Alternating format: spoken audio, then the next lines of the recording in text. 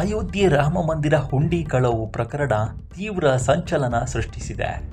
ಇದರ ನಡುವೆಯೇ ಕಾಣಿಕೆ ಹಣ ಲೆಕ್ಕ ಹಾಕುವ ಸಿಬ್ಬಂದಿಗೆ ಒಂದಷ್ಟು ಕಠಿಣ ನಿಯಮಗಳನ್ನು ರೂಪಿಸಲಾಗಿದೆ.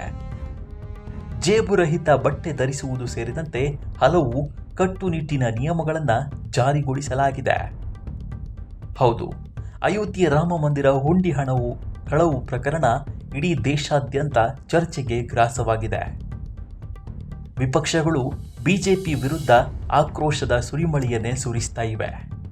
ಈ ನಡುವೆ ಕಾಣಿಕೆ ಹಣ ಲೆಕ್ಕ ಹಾಕುವ ಸಿಬ್ಬಂದಿಗೆ ಜೇಬುರಹಿತ ಬಟ್ಟೆ ಧರಿಸುವುದು ಕಡ್ಡಾಯ ಎಂದು ನಿಯಮವನ್ನು ಜಾರಿಗೊಳಿಸಲಾಗಿದೆ. ಇತ್ತ ನಿಯಮ ಬಿಗಿಗೊಳ್ಳುತ್ತಾ ಇದ್ದಂತೆ ಸುಮಾರು 23 ಸಿಬ್ಬಂದಿ ಕೆಲಸಕ್ಕೆ ರಾಜೀನಾಮೆಯನ್ನು ನೀಡಿದ್ದಾರೆ. ದೇಗುಲದಲ್ಲಿ ಸಂಭಾವ್ಯ ಅಕ್ರಮಗಳನ್ನು ತಡೆಗಟ್ಟುವ ಉದ್ದೇಶದಿಂದ ಟ್ರಸ್ಟ್ ಹಲವು ಹೊಸ ನಿಯಮಗಳನ್ನು ಜಾರಿಗೊಳಿಸಿದೆ. ಇದರ ಭಾಗವಾಗಿ ಕಾಣಿಕೆ ಎಣಿಸಲು ವಿಶೇಷ ತಂಡ ರಚಿಸಲಾಗಿದೆ. ಈ ಮೊದಲು ದೇಗುಲದ ಸ್ವಚ್ಛತಾ ಕಾರ್ಮಿಕರನ್ನೂ ಎಣಿಕೆ ಕೆಲಸಕ್ಕೆ ಸೇರಿಸಿಕೊಳ್ಳಲಾಗಿತ್ತು. ಇದೀಗ ಅವರನ್ನು ಅವರ ಕೆಲಸಗಳಿಗೆ ಮಾತ್ರ ಸೀಮಿತಗೊಳಿಸಲಾಗಿದೆ. ಜೇಬು ಇಲ್ಲದ ಬಟ್ಟೆಯನ್ನು ಮಾತ್ರ ಧರಿಸುವುದು ಹಾಗೂ ಪೊಲೀಸರಿಂದ ಪರಿಶೀಲಿಸಲ್ಪಟ್ಟ ನಡವಳಿಕೆ ಪ್ರಮಾಣ ಪತ್ರವನ್ನು ಕಡ್ಡಾಯಗೊಳಿಸಲಾಗಿದೆ. ಈ ಮಧ್ಯೆ 23 ಮಂದಿ ರಾಜೀನಾಮೆ ನೀಡಿದ್ಯಾಕೆ ಅನ್ನೋದು ಹಲವು ಚರ್ಚೆಗೆ ಕಾರಣವಾಗಿದೆ. 23 ಮಂದಿ ರಾಜೀನಾಮೆ ಕೊಟ್ಟಿದ್ದು ಟ್ರಸ್ಟ್ನಿಂದ ಬಿಗಿ ನಿಯಮಗಳು ಜಾರಿಯಾಗ್ತಾ ಇದ್ದಂತೆ ಜವಾಬ್ದಾರಿ ಹೊತ್ತಿದ್ದವರು ಈಗ ತಮ್ಮ ಸ್ಥಾನದಿಂದ ಹಿಂದೆ ಸರಿದಿದ್ಯಾಕೆ?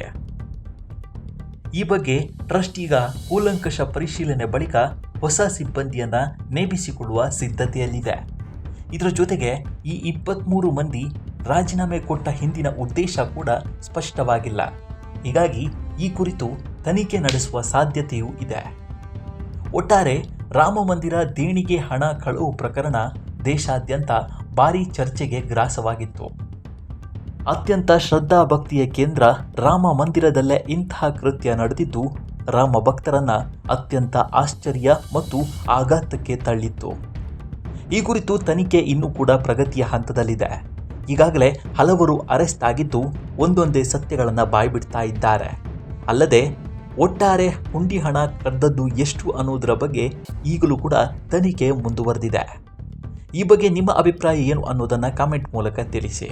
ಈ ವಿಡಿಯೋ ಇಷ್ಟವಾದರೆ ಲೈಕ್ ಮಾಡಿ, ಶೇರ್ ಮಾಡಿ ಮತ್ತು ನಮ್ಮ NCIB ಚಾನಲನ್ನು ಈ ಕೂಡಲೇ ಸಬ್ಸ್ಕ್ರೈಬ್ ಮಾಡಿ. ಮುಂದಿನ ವಿಡಿಯೋದಲ್ಲಿ ಸಿಗೋಣ. ನಮಸ್ಕಾರ.